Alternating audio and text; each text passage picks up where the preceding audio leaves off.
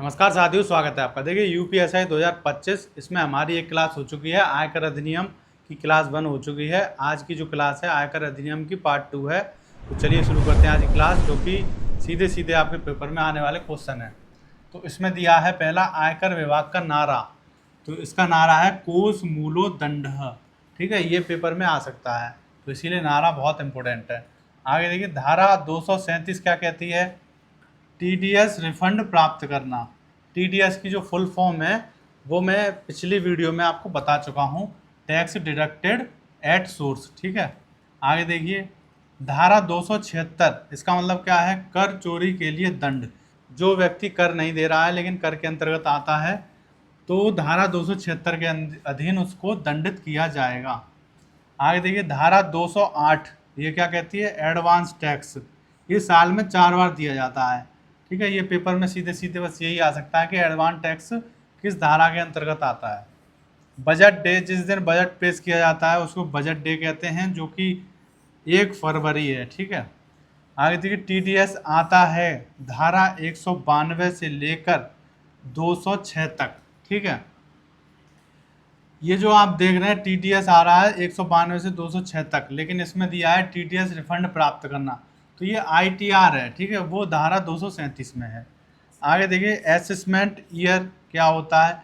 वह वर्ष जिसमें आय पर कर लगाया जाता है। मतलब जिस वर्ष आय पर कर लगेगा उसे असेसमेंट ईयर कहते हैं। जैसे अगर 2024 से लेकर 2025 तक कर लगाएं हम किसी की आय पर एक साल में, तो उसी को ईयर को असेसमेंट ईयर कहते हैं। भारत में असेसमेंट ईयर या फिर फाइनेंशियल ईयर कब होती है? 1 अप्रैल से लेकर 31 मार्च तक। ठीक है, जीएसटी क्या है? ये एक अप्रत्यक्ष कर है। और आयकर कैसा कर है? ये एक प्रत्यक्ष कर है, इनकम टैक्स। ठीक है, आगे देखिए सीनियर सिटीजन, इनकी आयु कितनी होती है, कब माने जाते हैं? 60 वर्ष से लेकर 80 वर्ष तक के जो भी व्यक्ति होंगे उनको सीनियर सिटीजन माना जाएगा।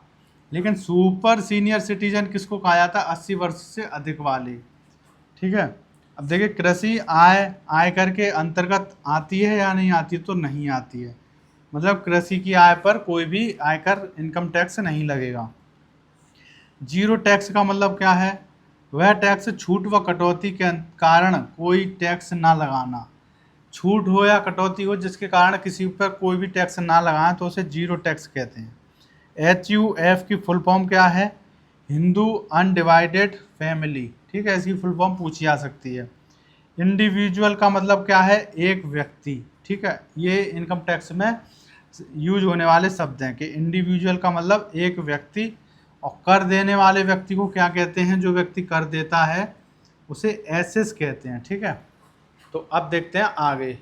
आगे है आपका ब्लैक मनी एक्ट। ये कब एक्ट लागू हुआ था? ये 2015 में आया था। ठीक है, जीएसटी लागू हुआ था कब हुआ था? 1 जुलाई 2017 को। और सर्वप्रथम लागू करने वाला जो राज्य था वो था आपका असम। ठीक है, इसकी जो फुल फॉर्म है जीएसटी की वो है गुड्स एंड सर्विस टैक्स, जो कि 101 में संविधान संशोधन द्वारा लागू किया गया।